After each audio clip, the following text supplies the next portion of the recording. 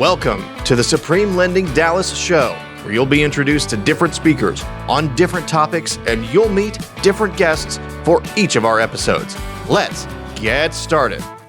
Hi, welcome to the Supreme Lending Dallas Show. I'm the host, Liz Evans, and I'm excited about our guest today, and his name is Jefferie Ellison. He is the owner of Elite Foundation Repair. Jefferie, go ahead and say good morning. Hi, good morning, everybody. And what I like to do is get to know our guest on a personal level before we get started with asking all the questions. And Jefferie, go ahead and tell us about this photo. That is a photo of my family, my beautiful wife, my two awesome girls, and that was a just when you're typically your yearly photo at a park. It was fun and nice. Okay, and then we have another photo, it looks like, of your family. Yep. We're diehard Aggies, Aggie owned actually. We try to go to Kyle at least once every year, and luckily lately the times that I've gone to Kyle we've actually won. So yay, go Aggies. Yay, go Aggies. Okay, and now we'll get started with our show. What areas do you service, Jefferie? We'll actually service anywhere in the DFW Metroplex. If we go outside the DFW Metroplex, we try to keep it within 50 miles of the Metroplex. Beyond that, it just gets too expensive for us to drive that far and work. Okay, and why do so many homes have foundation issues in Texas? In this strip of land here in the DFW area, it's actually a clay soil. That black gumbo clay, there's a molecule called bentonite, and that causes the soil to expand and contract. So when it gets really wet, it expands and it brings the house up, and then when it shrinks, the house comes down. That constant bending of the house is what ultimately causes a foundation problem. Okay. And then what are some of the most common foundations you see in Texas? The most common problem? Yes. The easiest and most common problem is when people, they just wait too long to give us a call. People hear about the horror stories of foundation, they're scared to death of it, when the reality is most foundation problems are not that bad. But don't wait until it becomes a problem before you give us a call. Okay, and we have a photo up on the screen, Jefferie. Can you tell us about this photo? That is what a pier, that is a concrete piling. That is what one would look like underneath the ground. Now, the average depth of a pier is about 15 feet. You can see that it's only about 6 or 7 feet. But that's what one looks like once it's in the ground underneath the house. Okay. And then we have another photo. It looks like this one's under the house, correct? Yeah, that's for a pier and beam repair. We're underneath the house. We're either digging we're just probably resetting the house or replacing some rotten wood underneath the house, underneath the pier and beam at that point. Okay. And in Texas, along with the foundation repair for the homes, a lot of people say to use soaker hoses around the house. Why is that? Okay. Long answer. Watering your foundation is a preventative measure. If your house is going to have a foundation problem, there's nothing you can do to stop it. It's going to happen. But watering your foundation, the idea is to keep the soil consistent, not too dry, not too wet. That way, the expansive part of the soil doesn't happen as much when there's when there's a consistent amount of water in the ground, and that's what watering your foundation means. Okay, and we do have a viewer asking a question. Is it important to have a surveyor come out to your house? Yes and no. The thing is, foundation is actually very elementary. The foundation companies want you to believe it's very scientific, but it's not. All we're looking for is visible evidence of movement, cracks, window separations, joint separations. If you have no visible evidence of movement, then there's nothing wrong with your house 99% of the time. Okay, and we have another viewer asking a question, and how do trees around the home affect the foundation? All right, another long answer.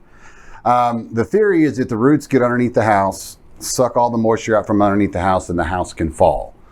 Problem is you can't prove that. I don't believe that for a second that that's the case. I don't believe trees will ever cause a foundation problem at all. There's a lot of people that want to put root barriers in.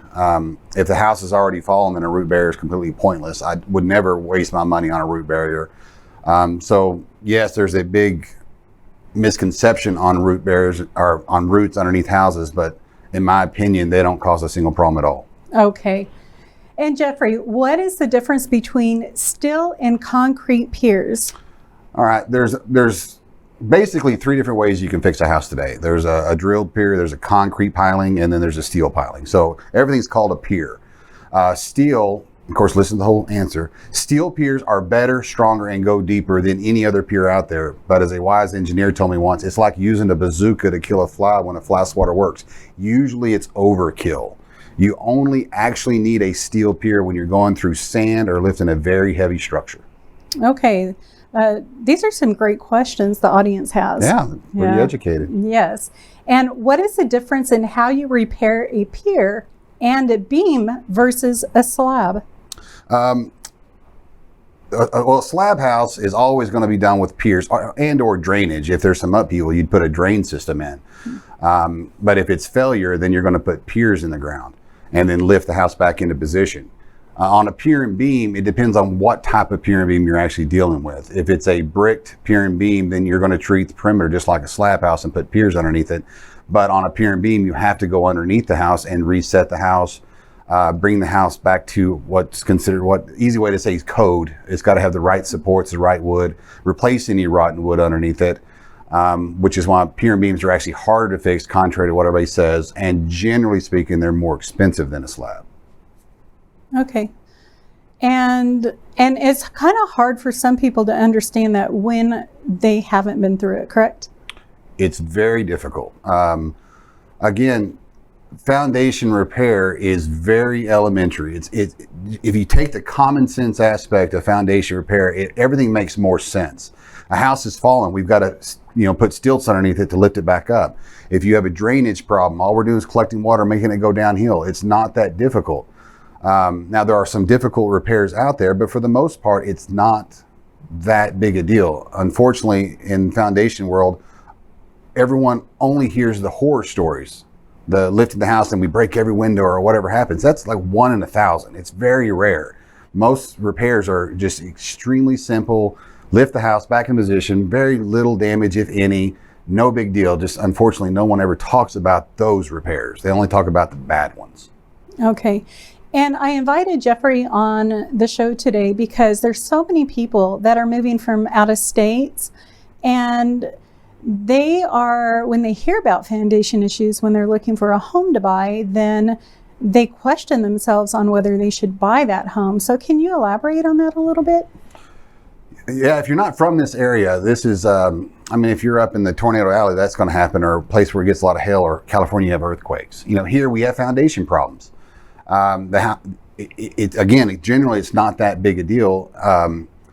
And people need to realize is once we fix the house, granted, if it was done properly, once we fix the house, it's stronger literally than the day it was built. And the fail rate on piers is, if you do them correctly, are generally less than 2%. The odds of us ever having to fix that area again is very slim. Okay, so it's really important for people looking at buying a home in the Texas area that are from out of state, that they are knowledgeable in this. Yes, they need to do some research, learn the reality of foundation repair and what constitutes the foundation problem. And the biggest thing is, don't always panic when you have a foundation problem on a house. Most houses have foundation problems. All the realtors say it's either has had it, needs it, or will need it. It's just a matter of time in most cases. But again, most cases, it's not that big a deal. And once again, you said it's because of the clay that Texas has, correct? Yes, it is the black gumbo clay in this area that's the reason why we have foundation problems. It's not roots, it's not poor craftsmanship, it's just bad soil. Okay. Well, thank you for that information, Jefferie. Yeah. Okay, Jefferie, what are the different types of warranties, and are they transferable? Well, every foundation company offers some sort of warranty, and they are not the same at all. Some warranties are only for a couple of years, some are 5 years, and some are, don't give any warranty. Most of your better companies offer a lifetime transferable warranty. Other companies other than my company, you actually have to transfer the warranty. So if I fix your house, 10 years from now, there's a problem with my piers, I go back and fix it under warranty for free. But if I fix your house and you sell it next year and the buyer of the house does not sign that piece of paper to transfer the warranty, the companies void the warranty. That's wrong. So one, if you're buying a house that's got foundation work on it, double check, one, make sure the warranty's still valid, and huge, make sure you transfer that warranty unless you're dealing with us, because we don't require transfers. Okay, yeah, and this is really great information, Jefferie. Thank you. And could you explain the process of what should be done or included with a foundation evaluation and repair? Yeah, a couple ways to approach this. So let's just do it from, the best way for me is the first thing you do is I'll come up to your house and then I'll draw the outside of the house up. I'll use a machine. It's called a zip level, just a fancy level. I will take elevations throughout the entire property. And then what I do is I compare the elevation differences or changing in elevations with where I see damage. And then based on the damage, I can determine if I need piers and how many I need. Once we're hired to do the work, the next first step is you need to have a licensed engineer. There's no such thing as a licensed foundation contractor in Texas. I wish there was, there's not.